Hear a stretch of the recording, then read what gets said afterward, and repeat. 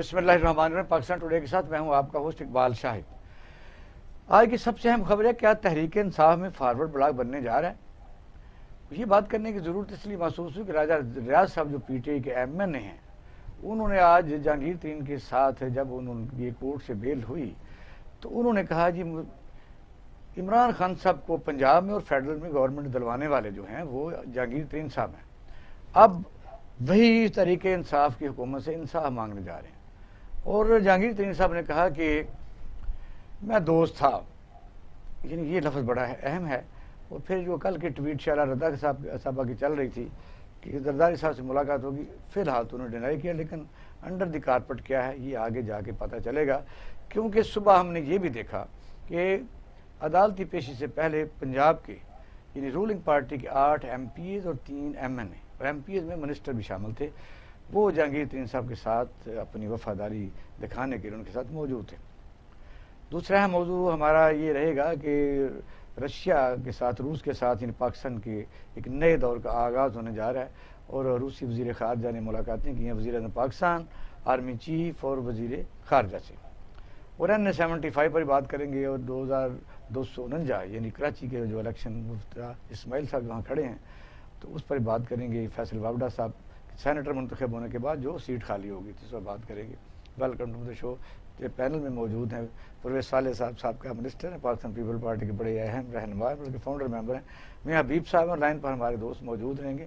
आसिफ बाजवा साहब इस वक्त मौजूद हैं। Welcome to the show. मियां हबीब साहब, PDM की तहरीक बिखरते बिखरते बिखरी, लेकिन उसके साथ साथ कई चीज़ें लपेट में आ रही हैं, जैसे कोई नया सिनेरियो बनने जा रहा है। लगता यूँ है कि PDM में पीपल पार्टी की रिजर्वेशन उनके इलेक्शन में या उनके गोल अचीव जिस तरह उन्होंने किए, जिस तरह उन्होंने मुस्लिम लीग नून को इस्तेमाल किया, इवन देन PDM को इस्तेमाल किया, 1 बाई 1 बाई इलेक्शन, सेनेट के इलेक्शन या पोजीशन लीडर सेनेट में, और फिर गड़ी खुदा बख्श तक उन्होंने माथा टिकवा लिया। तो आखिरकार वो आपके सामने है कि वो एक किस्सा माजी ही कह सकते हैं। बाकी NP भी रात निकल गई। तो क्या कहते हैं इस वक्त PTI की हुकूमत में जहांगीर तरीन साहब के ऊपर तो बाकायदा तौर पर आप देख रहे हैं कि चैनल साल से लगे हुए थे कि जी इनको क्यों नहीं पकड़ते, बाहर चले गए, वापस आए। अब जब यानी कानून अपना रास्ता बना रहा है और वो भी सट्टाबाजों की वजह से, जहाँ को तकरीबन 13 बिलियन रुपए का यानी फ्रॉड सामने आया है, एक पेशी है, तो इतना गुस्सा किस चीज़ का है? नहीं, मुझे ना इसके पस मंज़र में कुछ मामला और नज़र आते हैं। मुझे ऐसे महसूस हो रहा है जैसे पंजाब पर जो है ना वो एक दबाव क्रिएट करने की कोशिश की जा रही है। और पहले तो कोशिश ये की गई, पीपल्स पार्टी ने मुस्लिम लीग नून को चकमा दिया कि आप जो है वो पंजाब में अदम एतमाद लेकर आएँ, हम आपके साथ हैं और हम कुछ मैनेज भी करते हैं। उन्होंने कुछ अंदिया भी दिया कि हमारे साथ कुछ अच्छा, मैं तो सामने को लेंगे बाजो साहब। जी बात आप भी करेंगे। बाजो साहब अस्सलाम वालेकुम। बाजो साहब आवाज़ नहीं आ रही जी, बोलिए बात करें। अच्छा, तो लेकिन वो इतना उनको गहरा जख्म लगा था कि मुस्लिम लीग नून जो है वो उन्होंने पीपल्स पार्टी की इस ऑफर को कबूल ना किया और उन्होंने कहा कि जो कुछ आपने सेनेट में हमारे साथ कर दिया उसके बाद अब कोई गुंजाइश नहीं है। तो लिहाजा उन्होंने जो है इस पर तवज्जो ना दी। अब उसका तरीकाकार मुझे ऐसा लग रहा है जैसे चेंज हो रहा है। ये जहांगीर तरीन साहब के साथ अचानक अरकान असम्बली का नाश्ता, ये जेस्चर होते हैं, ये दिखाने के लिए सारे मामला थे कि देखिए दिया जाए कि बस अगर 70 रुपए चीनी जब मिलने चल रही थी, नहीं, वो एक अलग चैप्टर है। देखिए वो बिल्कुल इंडिपेंडेंट उसके साथ उसको उस चैप्टर को कार्नर करने के लिए ये एक नया चैप्टर खोला गया है। ये सियासी चैप्टर है, वो एक इंतजामी चैप्टर है। एक तो देखिए मुझे जो महसूस होता है कि ये भी हो छोड़ के मुझे टारगेट किया गया। नहीं, देखिए ये उनका सियासी बयान है, उन्हें टारगेट नहीं किया गया। असल में उन्हें टारगेट इस तरह से, हाँ ये भी एक हो सकता है कि उन्हें ये सारे मामला जो आज वो जाहिर कर रहे हैं इनसे रोकने के लिए जो है वो उनको उन पर मुकदमात बनाए गए हों या उन्हें टारगेट किया गया हो। लेकिन मुझे जो आगे चल के नज़र आ रहा है ना कि ये एक दबाव बढ़ाने की सियासी कोशिश है, और उसमें जो है जहांगीर तरीन साहब ने जो है वो अपनी ताकत का मुजाहरा किया है। आज से शुरू किया उन्होंने। अभी वो देखें, कई लोग जो होते हैं वो फौरी तौर पर जो है वो अपना आप जाहिर नहीं करते, लेकिन वक्त आने पर वो भी सामने आ जाते हैं। तो अगर और ये मेरा ख्याल है कि चीफ मिनिस्टर पंजाब की कमज़ोरी है कि वो अपने लोगों को जो है उस तरह के से इत्मीनाद के साथ अपने साथ चलाने में कामयाब नहीं हो पा रहे। उनको नहीं चाहिए था। देखें, ये इस तरह से अगर जहांगीर तरीन साहब के साथ लोग जाके बैठ जाएंगे तो ये लामहला पंजाब में एक अदम इस्तेकाम की फ़ज़ा पैदा होगी, और फिर उसमें जो है दूसरे लोगों को भी जो है वो हलाशेरी मिलती है। लामहला मुस्लिम लीग नून या कुछ और लोग जो हैं वो भी मिलके कहेंगे कि जी ठीक है, अगर ऐसे नहीं तो ऐसे ही सही। और आज पीपल्स पार्टी के साथ ये तल्लक ज़ाहिर किया जा रहा है कि वो उनके राब्ते हैं जनूबी पंजाब में। कल को जो है काफ लीग के राब्ते भी हो सकते हैं, मुस्लिम लीग नून के भी राब्ते हो सकते हैं। तो लिहाजा मुझे आइंदा जो है सियासत है ना वो फोकस पंजाब पर होता हुआ नजर आ रहा है। चलो प्रोफेसर साहब से पूछते हैं, जी सबसे बड़े यानी सीनियर रहनुमा हैं, एक बहुत इनका नाम है। प्रोफेसर साहब, ये इस वक्त की सियासत को कंपैरिजन तो कोई नहीं हम कर सकते, क्योंकि वो सियासत उस दौरान की जुल्फ़िकार भुट्टो साहब की राज की। यहाँ तो जिस तरह अफगानिस्तान में वार लॉर्ड्स हैं, यहाँ यानी मुआशी तौर पर लॉर्ड्स मौजूद हैं जिनका एक बाकायदा माफिया का नेटवर्क है। किसी भी हुकूमत के लिए वो ख़तरा तो रहते हैं कि आज तक किसी को हाथ तो नहीं पड़ सका।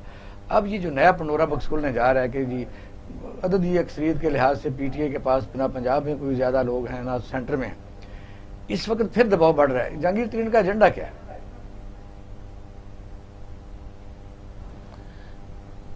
आप देखें जी, ये मैं तो बड़ी ओवरऑल डिस्कशन करने आया था PTM। आप ये जहांगीर तरीन पे कंफाइन कर रहे हैं, चले मैं इस पर कंफाइन हो जाता।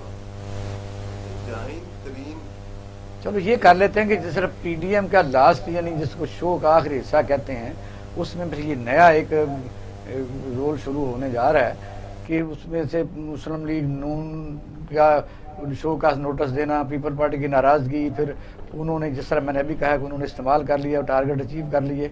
उनका ख्याल बराबर के वो कुछ चीज़ों को ज़रा लिंक करें। उन्होंने कहा था कि मैच कराची से हम चलेंगे, हमारा टारगेट सबसे पहले पंजाब को गिराएंगे और फिर इस्लामाबाद पहुँचेंगे। तो ये उसी की लड़ी कड़ी तो नहीं है? मैं दोनों बातें कर लेता हूँ। देखें, आपने जहांगीर तरीन का आपका मौजू है तो उस पर बोलना तो पड़ेगा। जहांगीर तरीन साहब, ये किसको नहीं पता कि वो फाइनेंसर हैं, नवाज शरीफ के मेन फाइनेंसर वो ही रहे हैं। ATM उनका नाम रखा हुआ था इसीलिए। नवाज शरीफ के या इमरान खान के? इमरान खान के, ठीक है। मेन फाइनेंसर वो थे, और एक ये जो सीनियर मिनिस्टर हैं अलीम खान, एक ये थे, और ये दोनों की जोड़ी भी है और इनका आपस में ताल्लुक भी। ठीक है, बात करें। अच्छा, एक वो फाइनेंसर है, 1 नंबर 2 वो फाइनेंस के जरिए अपने आदमी तोड़ के सेंटर में भी और पंजाब में भी, खास तौर पर पंजाब में भी लेके आया इनके लिए, तहरीक इंसाफ के लिए। तो ये पैसे का कॉम्बिनेशन है ना, और पॉलिटिक्स का कॉम्बिनेशन है, बड़ा लीथल कॉम्बिनेशन होता है। ऐसा ही है। तो अब उनकी लॉबी है। जहांगीर तरीन कैन बी वेरी, नहीं, नो डाउट, ठीक है। जहांगीर तरीन can be very dangerous for Imran Khan. और ये पूरी दुनिया की हिस्ट्री बताती है, कि यारियां दोस्ती होती हैं और वही टकरते हैं। घर का बेदी लंका डालता है, ऐसा ही है। ये घर का बेदी लंका डालेगा। हाँ। यहाँ ये बात तो एक तो पहली बात तो ये होगी ये, और ये सीरियस नहीं, मिलना तो फिर पड़ेगा, यानी मुस्लिम लीग नून के साथ मिलेंगे। जहांगीर तरीन को कॉर्नर कर रहे हैं ना, FIA में कॉर्नर कर रहे हैं, ठीक। वो देखें, उसकी हद तक बात ठीक है, उसकी जहांगीर तरीन की बात ही ठीक है कि अकेला वो क्यों, बाकी वो, हाँ, ये ठीक है, सबको करें क्रॉस द बोर्ड करना है तो सबको करें। चीनी का रेट जो नीचे नहीं ला रहा, वो जहांगीर तरीन अकेला तो नहीं कर रहा ना, सारे लोग हैं ये इसमें शामिल है। अच्छा, एक तो ये बात जहांगीर तरीन की मैंने आपसे कर दी। दूसरी बात होगी PDM में बच्चे आए हुए हैं, बच्चों का खेल हो रहा है। ये मैं PDM की बात नहीं कर रहा, ये भी इनकॉम्पिटेंट आदमी है, ये भी बच्चा है मेंटली। इसको क्या एक्सपीरियंस है इमरान खान को सियासत का? क्या इसने कभी कोई काउंसलर अपनी रहा है? मुझे बताएं, क्या इसने पार्टी में इलेक्शंस कराए हैं? वो कराए थे, कराने के अनाउंस किया था और वो भी खत्म कर दी। इसने कभी वो किया है? कभी ये काउंसलर इलेक्ट हुआ है? ये पार्टी में आया है? एमएनए तो रहा है। हाँ जी, एमएनए तो रहा है। क्या रहा? एमएनए रहा है तो क्या किया इसने उसमें? नहीं, आपने पूछा ना कभी काउंसलर है, मैंने क्या जवाब? काउंसलर इलेक्ट हुआ है, इसने ग्रास रूट पॉलिटिक्स कभी की है? कभी की है? पाकिस्तान में ऐसा होना तो चाहिए, होता तो नहीं। मतलब खैर छोड़े इन बात छोड़े, बात ये कि सबको पता है कि इनकॉम्पिटेंट है, मिस गवर्नेंस है, इस पर मिस गवर्नेंस है, आर्टिफिशियल इकोनॉमी है। आर्टिफिशियल इकोनॉमी पैसे बाहर से ले लेके भीख मांग मांग के कहता था मैं खुदकुशी कर लूंगा, मैं भीख नहीं मांगूंगा आईएम से, आर्टिफिशियल पैसे ले भाई साहब लाइन पर हैं, ये बता तो दिया करो। भाई साहब मैं सर सलाम कर रहा हूँ जरा। भाई साहब अस्सलाम वालेकुम। भाई साहब कौन है मुझे बता दो। हाँ सर, भाई साहब हमारे पाकिस्तान मुस्लिम लीग नून के ना डस्का से मेंबर है, एमपीएम डस्का से, नेशनल असेंबली के मेंबर है, प्रोविंशियल असेंबली के मेंबर। अच्छा। पीछे अच्छा जी। भाई साहब अस्सलाम वालेकुम। अच्छा बात जारी, मैं तो सर में जब आए थे लाइन पर तो मैंने कहा मैं वेलकम कर रहा हूँ। प्लीज बात जारी रखिए। मैं ये बात ये करना चाह रहा हूँ, देखिए बातें ये है कि सिर्फ ये पीडीएम की बात लाइन पर ले लें। मैं इमरान की भी बात मैंने आपसे की है कि वो भी, I personally feel he is a very incompetent person, he has no experience of politics.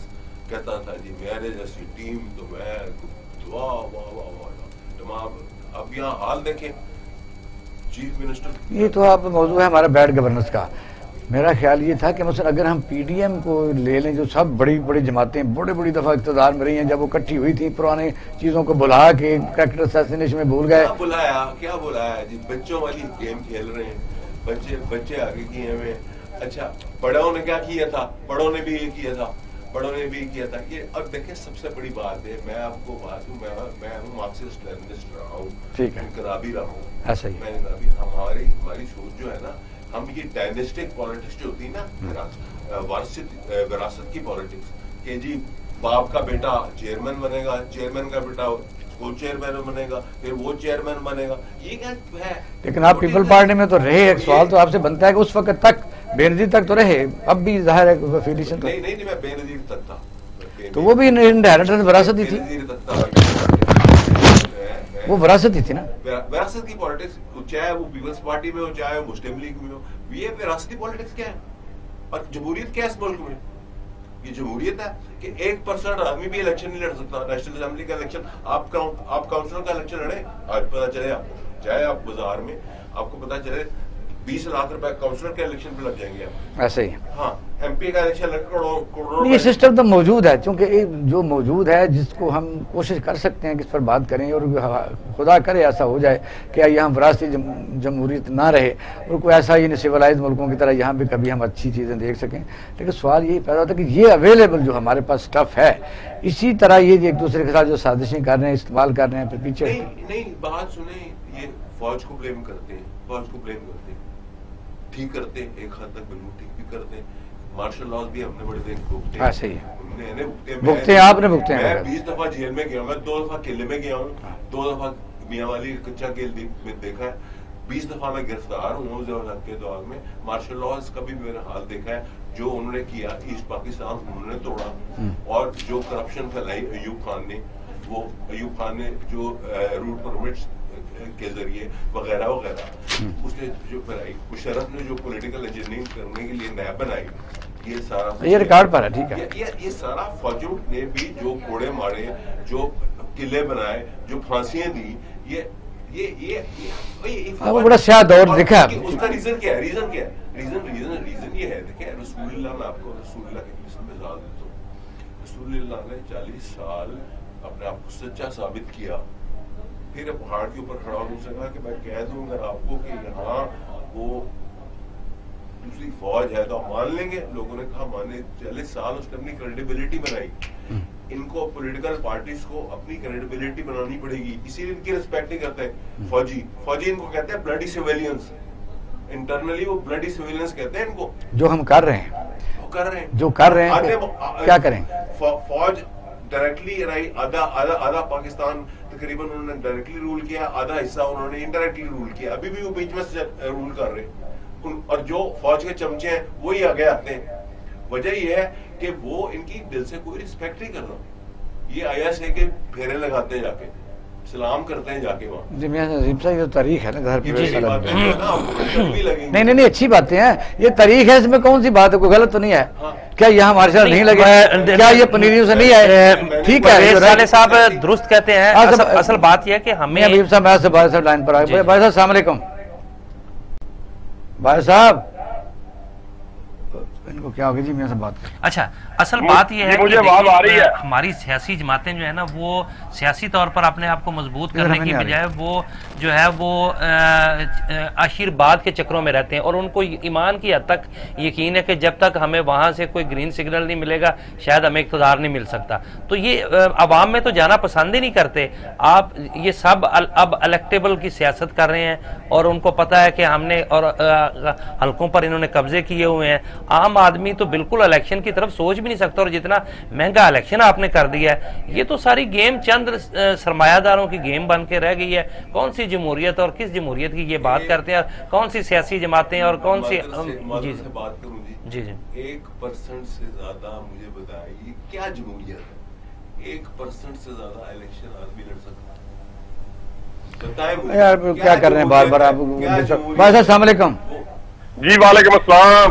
क्या इनको उनका कोई स्काइप का कोई प्रॉब्लम हो गया है? बात हम ये कर रहे थे कि आज एक अहम वाकया, वो आपको तो खैर खुशी होगी आप लोगों को, मुस्लिम लीग नून वालों को, जो आपका हशर उन्होंने किया पाकिस्तान पीपल पार्टी ने, और आपने पता नहीं कौन सी क़यादत ऊपर मशावरत है ही नहीं कि आप इस्तेमाल होते होते गड़ी खिताब सलामियाँ करते और बाई इलेक्शन में हिस्सा लेते लेते सेनेट तक उन्होंने आप डालते रहे कि आप जीत गए यूसरा गिलानी साहब। फिर वहाँ अपोजिशन लीडर के तौर पर जब वो चले गए तो फिर वही हुआ जिसका डर था। यानी ये अननेचुरल जो अलायंस है, तो ये तो होना ही नहीं था। लेकिन आज जहांगीर तरीन जो है उन्होंने ये कहा कि मैं दोस्त था, और रियाज ने जो बात की उस पर हम आपका टेक लेना चाहते हैं कि जो पंजाब और वफाकी हुकूमत है वो जहांगीर तरीन ने लेके दी है, तो क्या ये फॉरवर्ड ब्लॉक बनने जा रहा है? क्या खबर है? बिस्मिल्लाहिर्रहमानिर्रहीम, आपका बहुत शुक्रिया, आपने मुझे वक्त दिया। गुजारिश ये है कि इमरान न्याजी साहब का जो वतीरा रहा है वो हमेशा से ही इस तरह है कि वो पहले वाले लोगों को छोड़ देते हैं और नए तलाश करते हैं।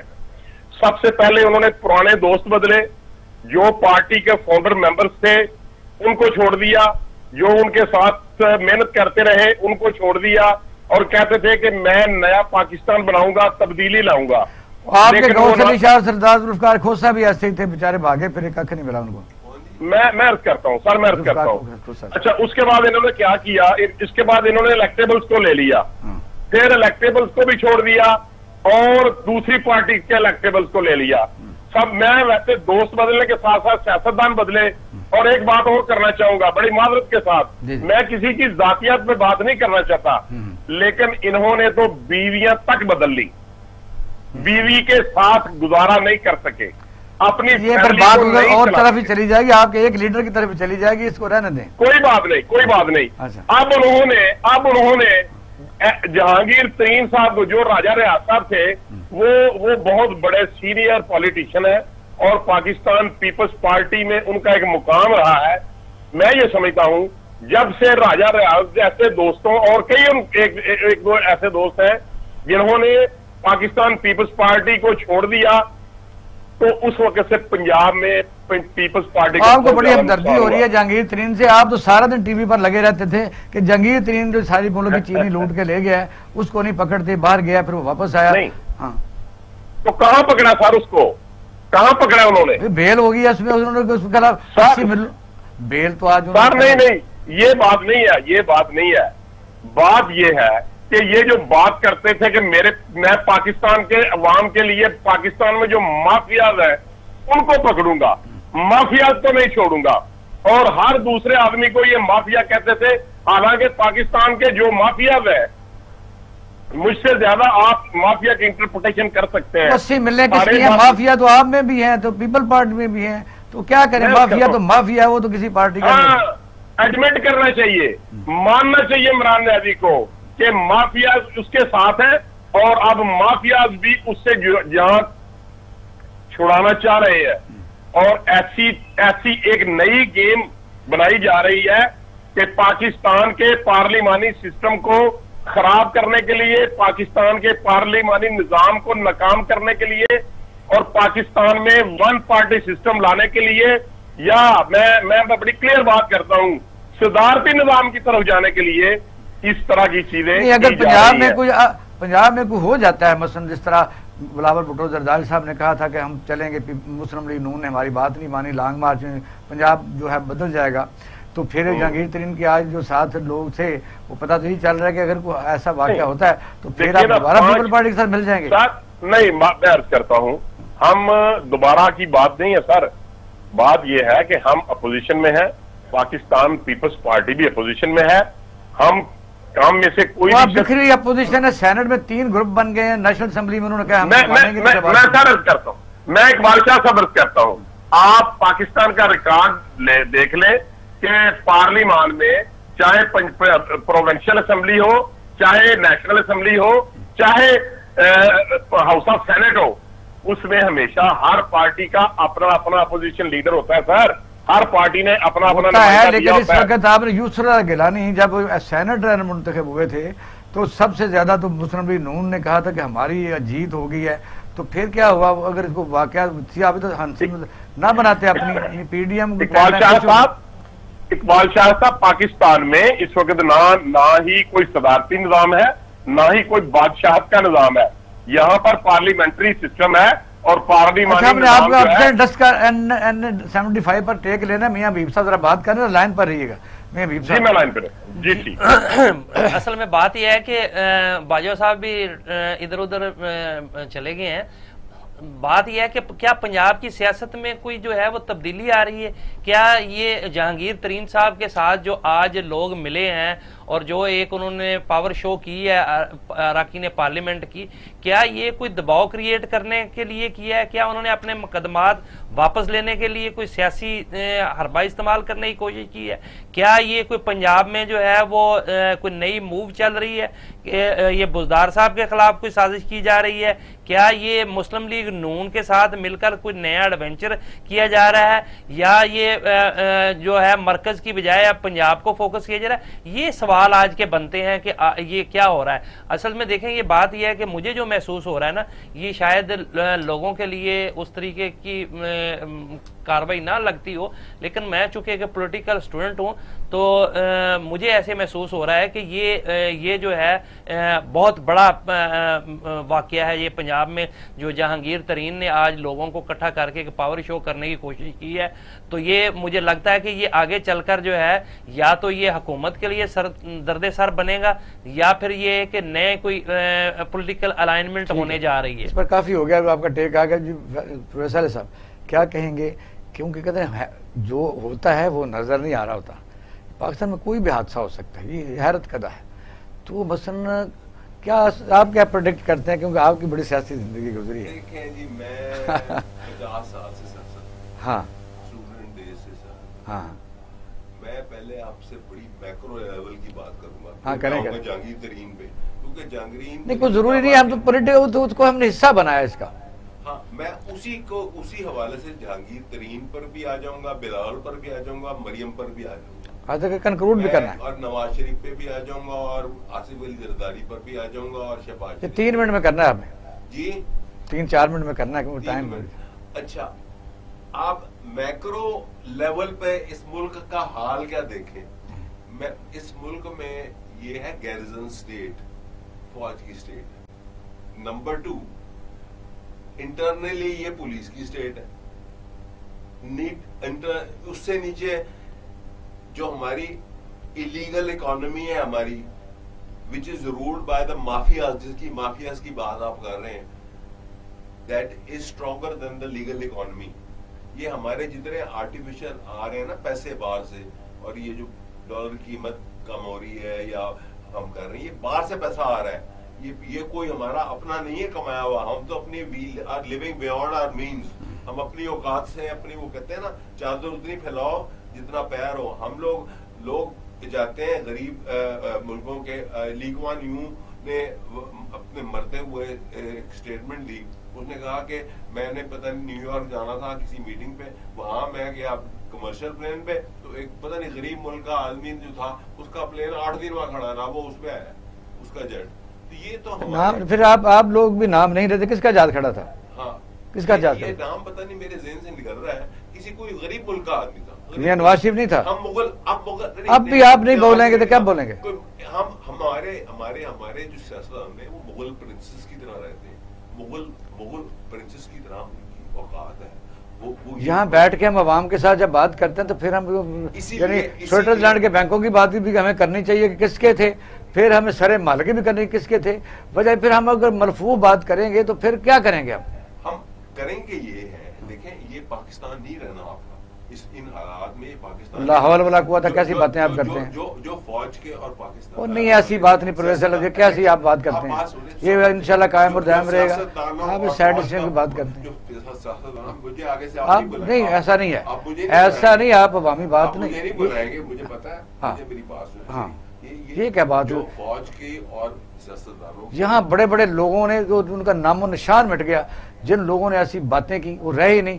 वजह यह पाकिस्तान की 22 करोड़ आवाम है और हमारी अफवाज पाकिस्तान है, यहाँ सारे इदारे मौजूद हैं।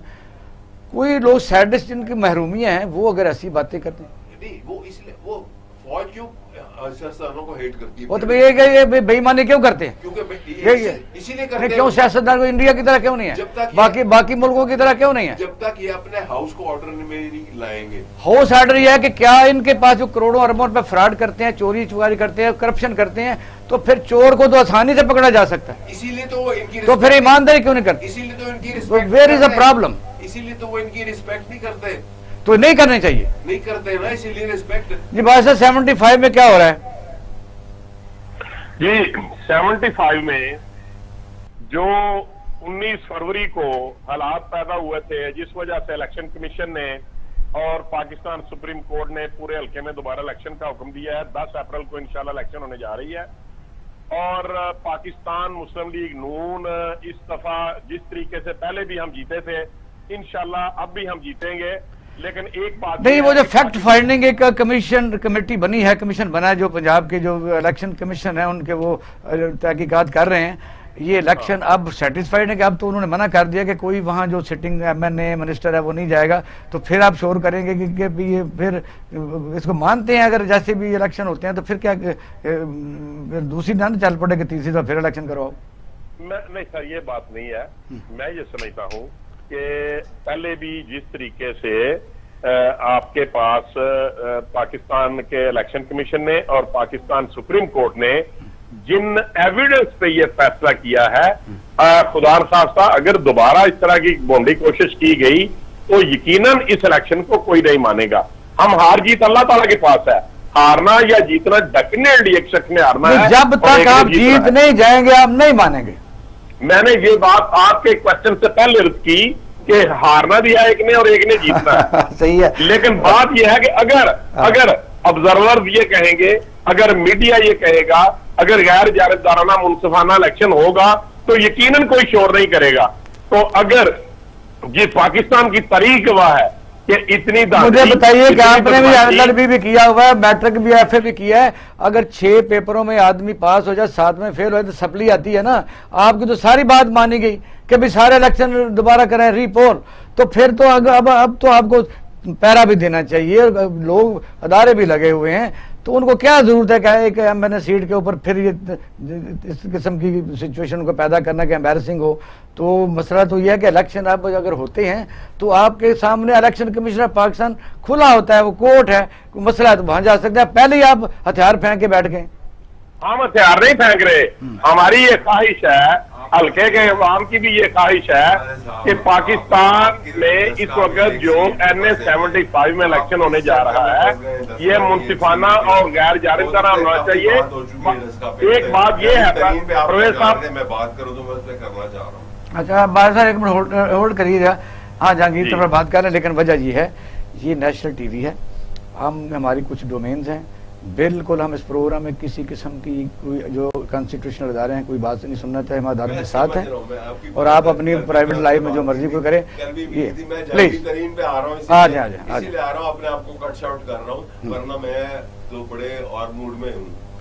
मूड में तो अकेले बैठ के कर लेना। हाँ वो कर लेंगे। हाँ। अच्छा अब जहांगीर तरीन साहब जो है ना, मैं आपको बताऊं, जहांगीर तरीन साहब चाहे वो अगर उनको इन्होंने ज्यादा रगड़ा दिया,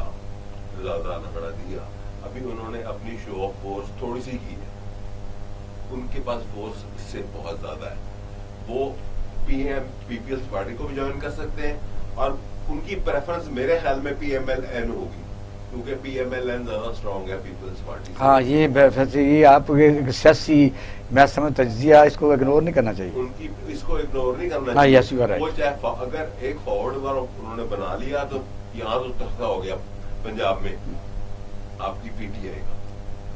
जहांगीर तरीन के साथ अगर लोग आ गए तो आपका PMLN की गवर्नमेंट तो वो तो आज 8 अगर आगे 123 PTI के 129 उनके फर्क तो कवर हो गया। और जहांगीर तरीन को वो चीफ मिनिस्टर भी बना सकते हैं, कल इलेक्शन लड़वा के चीफ मिनिस्टर भी बना सकते हैं, या चले उसकी मर्जी का आदमी ले आए किसी को, क्योंकि जहांगीर तरीन अगर ले आता है अपने साथ। तो क्या ऐसे निजाम किसी मुल्क में चलते हैं कि अगर मसलन सपोज किसी की इंक्वायरी की जाए तो वो बंदे इकट्ठे करके ले आएगा, तो कब तक क्या जी ऐसे निजाम को देर पर चलते हैं कि अगर मसलन किसी आदमी को अदालत बुलाती है कि ये आपने फ्रॉड किया है, सारे मीडिया या दूसरी वैसी बातें कहती थी, उनमें नॉन भी उसमें शामिल थी कि क्यों नहीं जहांगीर तरीन को बुलाते, अगर उसको बुलाया तो उतने गुस्से में आ गया, जवाब भी देना नहीं चाहता, तो क्या फिर इसका मतलब यह कि माफिया भी जीत देंगे, हम उनको सपोर्ट करेंगे।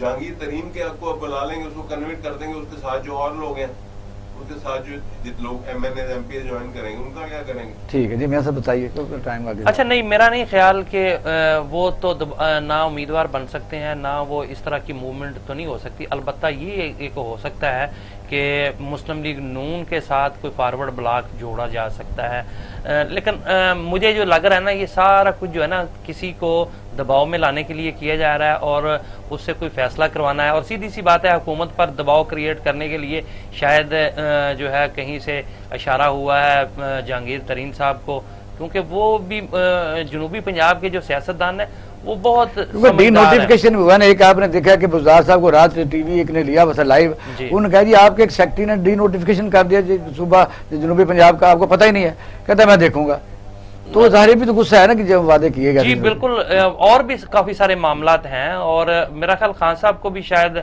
कहीं से जो है वो इशारा किया जा रहा है कि मामलात में जो है ना वो बेहतरी लेकर आए, क्योंकि जो कि अभी तक नहीं आ रही।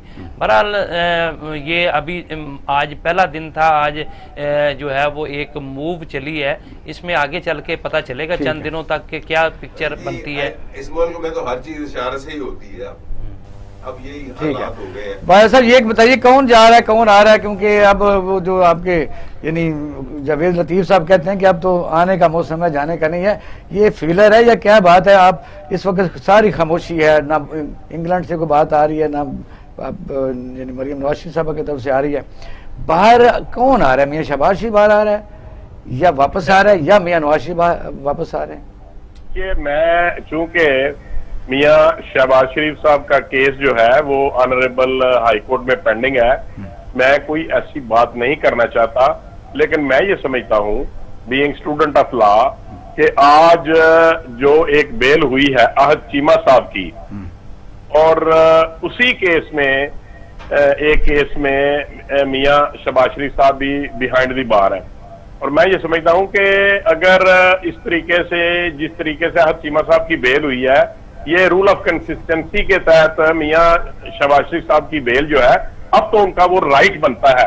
बट मैं with due apology being student of law मैं कोई प्रेडिक्शन नहीं करना चाहता, मैंने तो एक लीगल एक प्रपोजिशन है वो मैंने शेयर किया आपके साथ, बाकी ऑनरेबल कोर्ट में जो केस पेंडिंग है मैं उस पर कोई दलाल नहीं दे सकता। हाँ सर, दूसरी बात केस है, लेकिन लोग समझने से कासिर है, लोग कहते हैं कि इसका मतलब यह है कि there is something under the carpet, क्योंकि इस वक्त जब पीपल पार्टी भी बराबर कहते कि मैं हमजा से हम बात करें। साहब मेरी बात भी सुन लें, सुनाएं। अगर आप बात सुने, आप भी पूछना ही चाहते हैं कि लोग बड़े आप परेशान हैं, शहबाज शरीफ साहब अपनी मर्जी से अंदर है क्योंकि वो नहीं कन्फ्रंटेशन। ये परवेज साले साहब बोल रहे हैं, आपको पता है पाकिस्तान पीपल पार्टी के बड़े बुनियादी जिसको आप कहते हैं ना कि ये वो लोग हैं जो आज थे जिन्होंने कई जेलें काटी थी भुट्टो साहब के साथ और बेनजीर साहब बड़े रोलर कोस्टर। ये बाजा साहब सुन रहे हैं ना परवेज साले साहब की बात जी, बात करें वो कॉन्फ्रंटेशन पॉलिटिक्स जो नवाज शरीफ ने और मरीम ने की थी उसमें शामिल नहीं होना चाहते।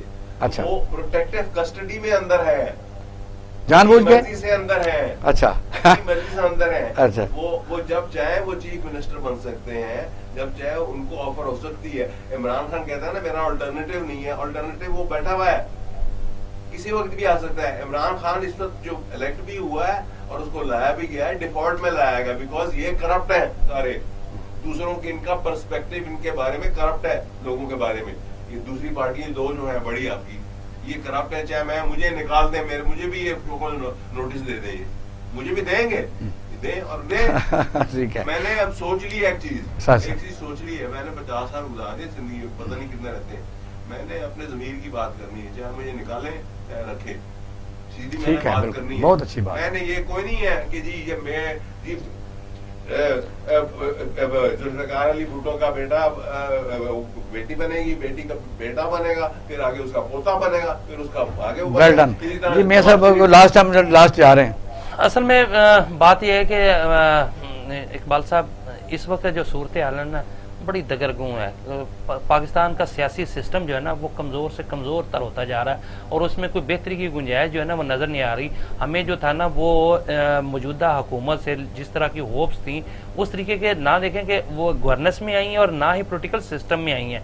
तो और मुझे आइंदा चल के जो लग रहा है कि पीपल्स पार्टी जो है वो शायद कोई थोड़ा गवर्नमेंट को जो है वो उसके साथ तावन करे और इस इलेक्शन की इस्लाहात पर जो है वो हुकूमत का साथ दे और मुस्लिम लीग नून को जो है वो नंगा करने की कोशिश करें कि ये देखें ये इस्लाहात की तरफ नहीं आ रहे, ये अपनी कन्फेडरेशन की सियासत चाह रहे हैं। तो काफ़ी कुछ चीज़ें जो है ना वो बदलती हुई नज़र आ रही हैं, लेकिन मुझे इस्तेहकाम जो है ना वो पॉलिटिकल इस्तेहकाम होता हुआ नजर। भाई साहब लास्ट कमेंट ये है कि अब आपकी कौन सी डिमांड है, आप इलेक्शन कमिश्नर को दें, क्योंकि नज़र तो यही आ रहा है कि आप अगर हार गए तो फिर आप फिर वही यानी जुलूस निकालेंगे और यही मुसीबत डालेंगे।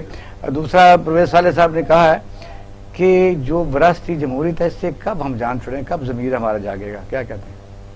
देखिए जी, मियां परवेज साले साहब की मैंने बातें सुनी, कुछ बातों से इख्तलाफ भी है, लेकिन वो बड़ी वोकल गुफ्तगू उन्होंने की है, बड़ी उनका अपना नुक्ता नजर है। ये पाकिस्तान में ऐसा मुमकिन नहीं है, पाकिस्तान में ऐसा मुमकिन नहीं है कि इस तरह की ये जो मरूसी सियासत है इससे आप जान नहीं छुड़ा सकेंगे। ये एक सिस्टम लोग अडॉप्ट कर चुके हैं। दूसरी बात जो आप कर रहे हैं कि NA-75 में हम क्या चाहते हैं, हम बिल्कुल कतई तौर पे पहले भी जो हुआ हमने उसी चीज को प्रमोट किया और हमारी बात को इलेक्शन कमीशन ऑफ पाकिस्तान ने भी माना और हमारी बात को ऑनरेबल सुप्रीम कोर्ट ने भी माना। हमारी एक ही रिक्वायरमेंट है कि जो 10 अप्रैल को इलेक्शन होने जा रहा है वो गैर जानिबदाराना और मुनसिफाना होना चाहिए और हमारे वोट को इज्जत दो के नारे का मतलब ये है कि उस पर अमल दरामद किया जाना चाहिए और जो लोग घर से वोट निकलने के लिए पहुंचे उनको ये हक हासिल होना चाहिए कि वोट कास्ट करें। बहुत शुक्रिया भाई साहब, मैं पैनल का शुक्रिया अदा करता हूँ कि टाइम हमारा खत्म हो गया। कहते हैं कि वोट को इज्जत दो और वोटर को मरने दो, क्योंकि यह है कि महंगाई बहुत ज़्यादा। असल मसाइल क्या है? असल मसाइल तो इशूज़ ये और हैं। आवाम जो है आपके सामने बेरोज़गारी है, महंगाई है, वो हुकूमतें नहीं सुन रही है। हुकूमत खुश है कि PDM की जो एक अलायंस था वो बिल्कुल टैंटफिश हो गया, लेकिन वो कहते हैं कि लहरें हों पुरसुकून तो गहराइयों में झांक आते हैं तूफ़ान रास्ते बदल बदल कर। ये कब तक हमारा ये इस तरह का निज़ाम रहेगा? निज़ाम तो आफ्टर ऑल बदलना पड़ेगा, लोगों को पब्लिक सुओ मोटो की तरफ आना पड़ेगा। इनहेरिटेंस जो डेमोक्रेसी है, विरासत दर विरासत, इसे जान छुड़ानी पड़ेगी। पाकिस्तान इंशाअल्लाह ताला इन जो लोग इसके ख़िलाफ़ हैं उनका अंजाम कभी अच्छा नहीं हुआ। अपना और अहल खाना का ख्याल रखिएगा। पाकिस्तान जिंदाबाद।